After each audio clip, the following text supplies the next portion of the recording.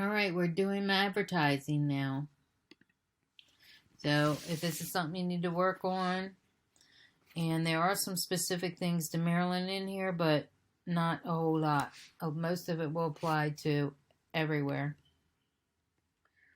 Okay, which of the following are appropriate ways to market a listing? I gotta tell you, I'm so glad we're off of the calculating unit. Woo, all that math. Alright, front exterior of the home. Take a picture. Doghouse, no. Master bedroom. Master bathroom. Kitchen, no. Water heater and furnace, nobody cares. Should be able to get through all 5 of these 7 lessons. Let's hope we can do that and the unit exam. Negligence, fraud, puffing. Okay, all of these have puffing, exaggeration. Failing in the duty of care is negligence, I believe. But what kind? All right. Remaining silent or misstating facts. Intentional non-disclosure. Okay, where's all the answers at here?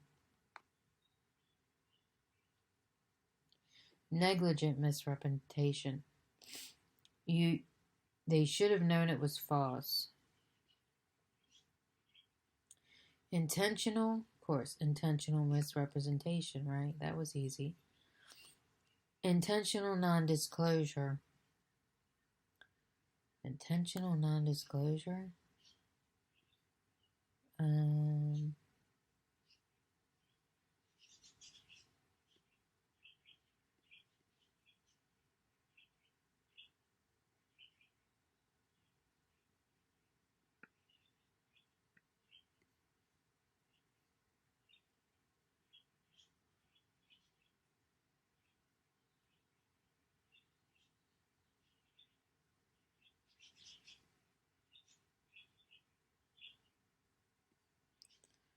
I don't know. I don't see it in here either. Remaining silent or misstating facts.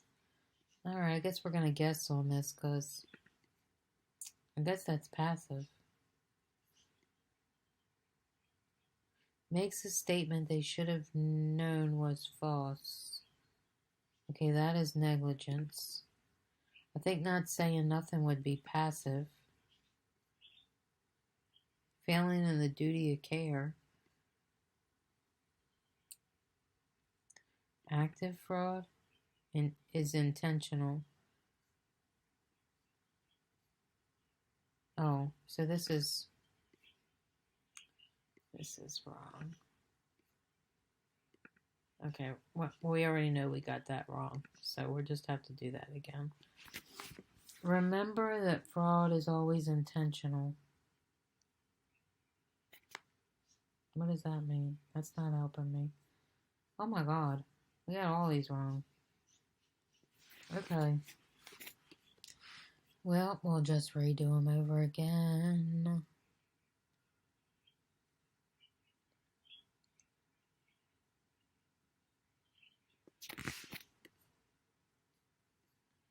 Okay, let me take a picture so I make sure I don't get the same ones wrong again.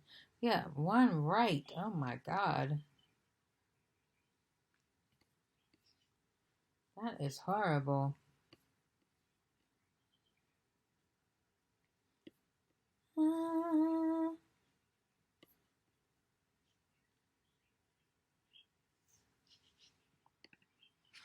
Alright, we know we got that one right. Failing the duty of care. It's not active fraud. I mean, it's not active fraud. Okay, what is it then? Failing in the duty of care.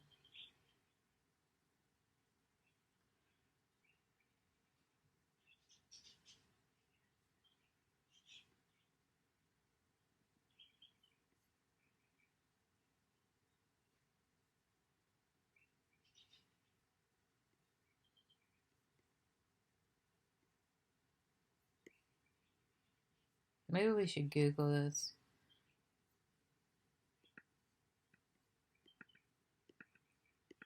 Because it's not on here anywhere.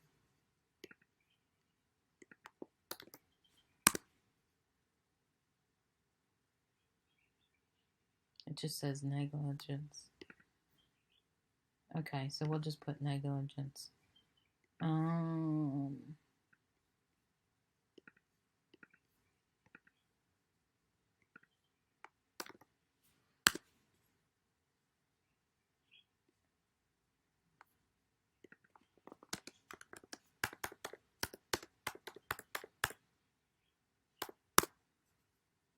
Misrepresentation.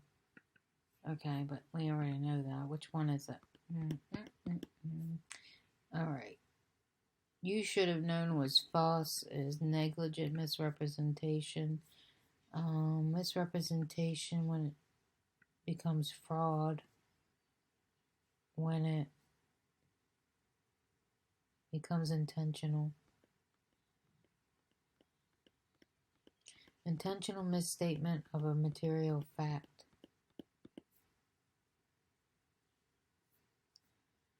Intentional non-disclosure. I mean, they're not telling us anything in here. I'm spending way too much time on this. Passive fraud. Right here, intentional non-disclosure is passive fraud. Okay, active fraud is intentional misstatement. Okay, which one didn't we answer yet? This one?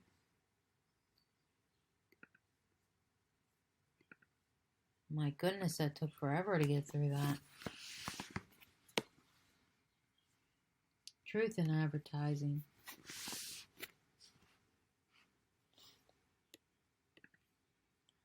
Alright, the Federal Trade Commission. This is for everybody, by the way. Deceptive ads, unfair ads. Has rules to encourage what two kinds of advertising. Fair and non-deceptive. Deceptive and unfair. Deceptive is likely to mislead. And deceptive could be reasonably avoided. Apparently I'm wrong on this, okay? So unfair causes substantial unavoidable consumer injury that could be reasonably avoided. What catches the FTC's eye?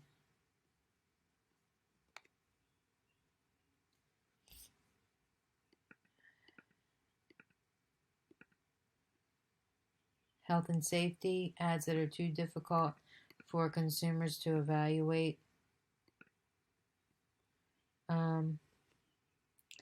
Karina's selling older home and decides that the old furnace was recently repaired as a brand new furnace. To list the old furnace that was recently repaired as brand new. Waterfront property, she has a small pond out front.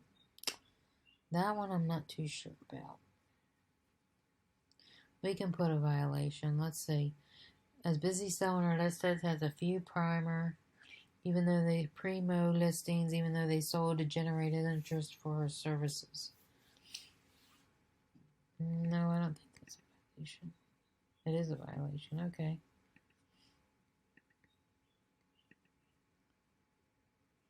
Oh, because they sold already. Well, yeah, you don't know. I mean, I don't see why still don't really get why that would be a problem. She's just showing everybody that she's able to sell a house. Okay, advertising complaints.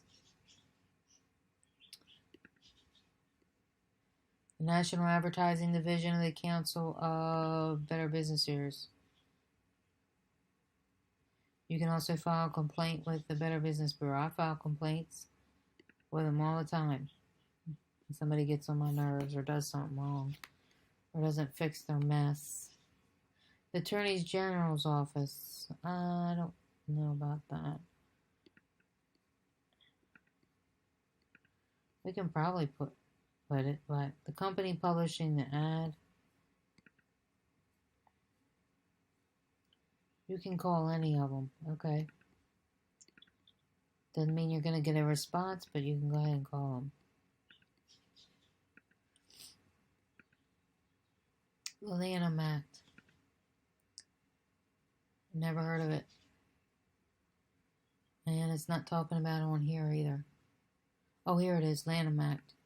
Companies the right to sue their competitors for making deceptive claims and ads.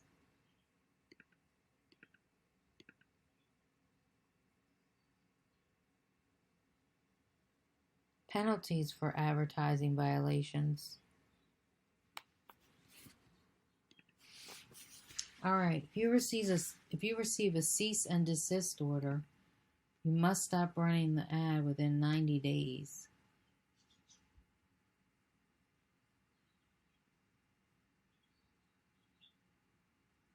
It doesn't say 90 days. I think you got to stop running it right away. Okay, if you receive a cease and desist order, you must be required. You have to stop running the ad. It doesn't say anything about 90 days. All right, if you receive a cease and desist order, you might be required to pay substantiation for any claims in future ads. The financial penalty is $43,792 a day. My God, so you definitely do not want to wait no 90 days. Oh my Lord, look at that. If you wait 90 days, how much money would it be? We just got off of our math ad, but because I just am curious how much money that would be. And what a weird number, too. $3,941,280. If you waited 90 days to take that ad down, oh my God, that would be an expensive ad. Almost $4 million if you waited 90 days to take that down. Oh my God. And what a weird number. Where'd they come up with such a weird number? They couldn't make it like 40 or 45. Got to make it 43,792. Oh, goodness. Okay. The monetary penalty range can vary upon the millions. May even include full or partial refunds. Make sure you're on the straight and narrow or you could get into some trouble. All right, what two things might the FTC have you correct the deceptive advertisements you circulated? Notify the consumer. You may be required to take out new ads. Notify the consumer. And send out apology letters. No, I don't think apology letters. No apology letters. Nobody's going to believe you anyway. All right. Federal laws relating to prospecting.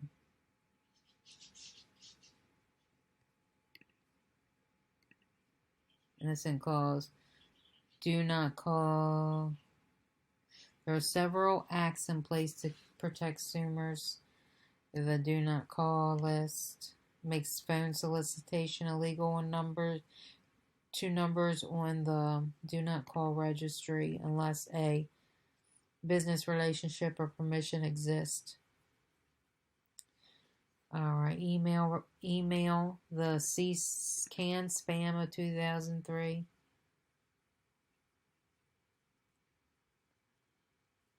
And this one here is for faxes, which nobody really uses anymore. There's not too many people that use faxes anymore. It's probably going to be in the Museum of History, if it ain't already. All right. Derek recently earned his real estate license. He's eager to find new clients. He's promoting unsolicited fax to 100 potential clients.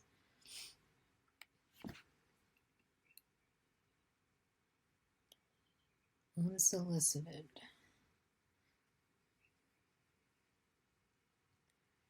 Unsolicited.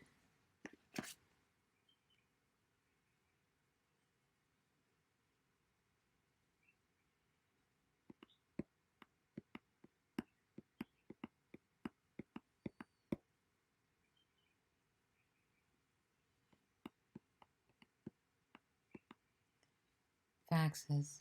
Here we go. Unless the sender has permission.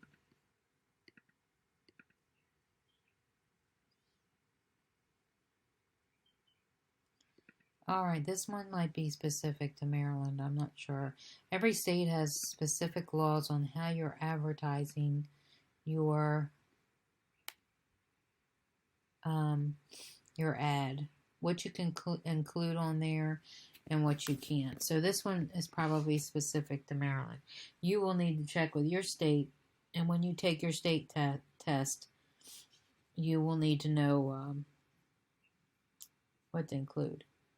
We included a resource to the slide. Okay. Okay, look at the advertisement. She wants to declutter her ad. There's way too much crap on here, right? You don't need all this. Okay, it's not letting me take anything off. I'm clicking on it and it ain't taking nothing off.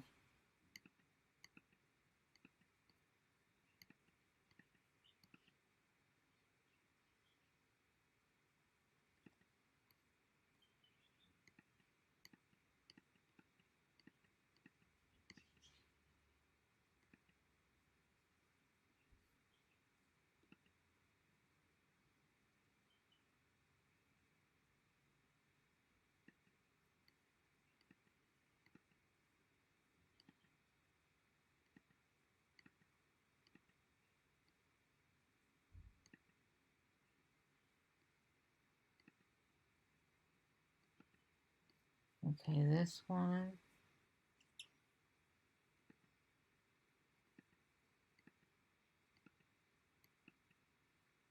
I think this one.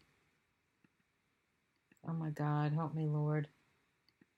It's only letting me click on like 3 things and I need to be done with this.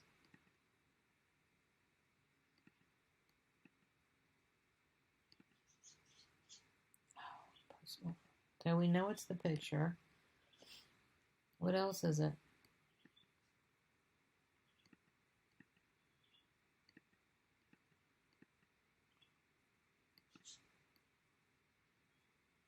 Alright, I might pause this. Okay, I got through that. I just didn't know how long it was going to take me. Okay, so let's look at the requirements here.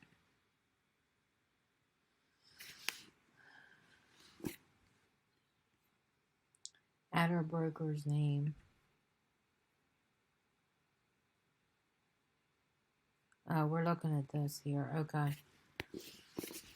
Alright, let's see. You need the broker's name. In Maryland, on advertisements, you do need the broker's name. And I think you need the address to remove the... You don't need to remove that unless you want to. Remove our license status. You can do that. I believe so.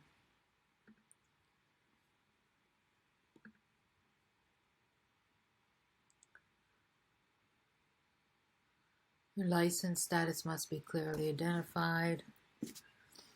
So forget that. I don't know if that's just for signage. Okay, let's go and look at this. Back at the gnome. Remove the...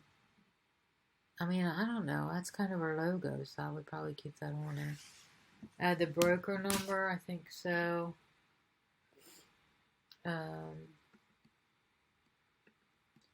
Let's see how we did. Sue doesn't have to include her license status, but she doesn't have to admit it either. She doesn't have to add the broker address.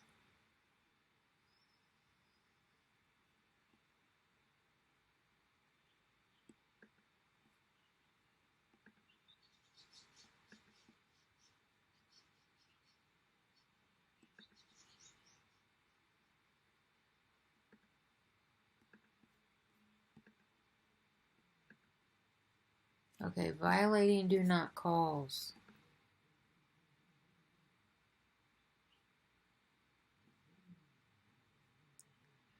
$40,000 per call. Now this makes more sense than the other thing we were looking at, which is like $43,600 and some dollars. I mean, I don't know where they come up with that number. Okay, $40,000. So I think I would just leave them alone because I don't really know if anybody's worth that kind of a call. Maybe they were. If they are, let me know in the comments. All right, what should you include on business cards? Full name, your license type. I don't think you need your license type. Broker's photo, no. Broker's name, probably. You don't need the address. You need the phone number. Probably that would be a good idea. Okay, 2 required items. Photos are optional. You need the name, and the broker's phone number is optional. Broker's name is it. You don't need their phone number. Optional. It's required. It's optional and optional. Okay. You really want them to call you and not the broker, because if they call the brokerage, this is 10 questions. We could try and get through it on this. Can't guarantee it. If I don't pass it. Alright, what did Roger commit? Oh no, this again. And this one might be hard because I missed a lot of these. Okay, the property sells, spring comes, and the pump doesn't work. The pool drain needs to be clogged. Unintentional misrepresentation. The seller told him that it worked.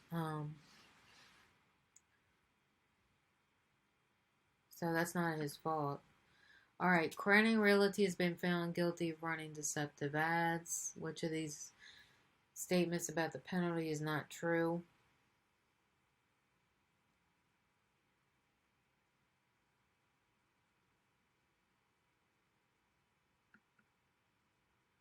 I don't know if this is true either. Alright, which federal act is illegal to send unsolicited commercial solicitations via fax? The Perfect Home Brokerage was found guilty of running deceptive ads. The FTC might require all of the following except apologies. Okay, Leo's client is looking for 2,500 finished square feet. He buys a 2,200 square foot, and he purposely doesn't mention the square footage to his client. He agrees to look at the property, falls in love with it, makes an offer, doesn't realize it doesn't contain his desired square footage.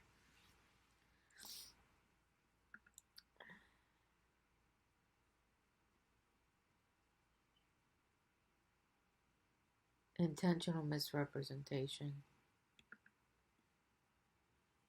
Okay. In addition to your name, what must be included in any advertising? What item must be included all on real estate advertising in Maryland? Broker's company name. Your seller has listed a beautiful piece of land and water. You know this property would be a good investment if it were subdeveloped and divided. But you don't mention the potential investment to the seller because you want the property for yourself.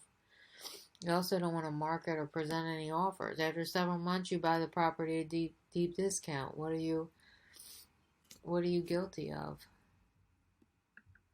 Passive fraud, maybe? Passive fraud, maybe. Alright, which of these statements is true? His seller's client had no flooding issues, though the seller mentioned water in the basement a few years back when there was heavy rain.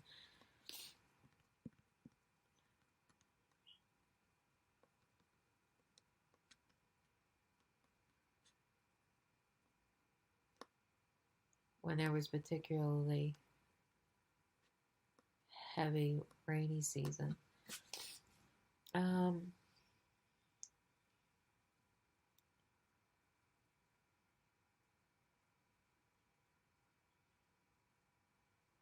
I think it would be this one, or it could be puffery.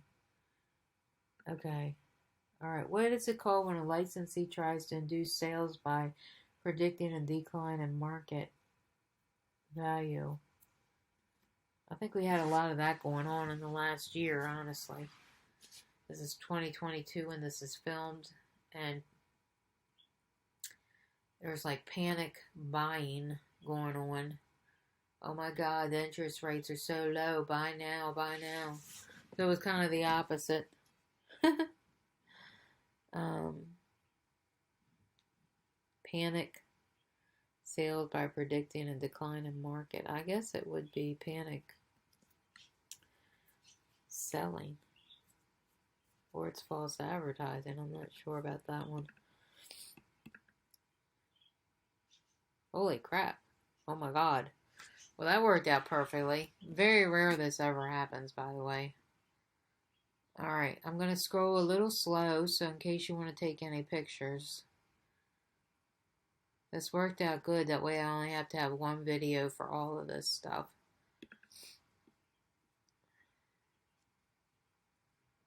$43,792 a day for deceptive. I don't know if that's particular for Maryland. I think it's federal though. It's FTC. So this is all over the United States. $43,792. Couldn't be 44. Had to be $43,792. I don't really think anybody's worth that kind of ad, quite honestly. That's insane.